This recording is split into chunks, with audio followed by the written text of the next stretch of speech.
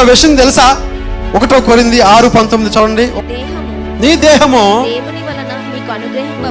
దేవుని వలన నీకు అనుగ్రహింపబడి నీలో ఉన్న పరిశుద్ధాత్మకు ఆలయమై ఉన్నదని మీరు ఎరుగురా? మీరు మీ సొత్తు కారు, విలువ పెట్టి కొనబడిన వారు కనుక మీ దేహములతో దేవుణ్ణి మహిమపరచుడి అని అక్కడ ఉంది.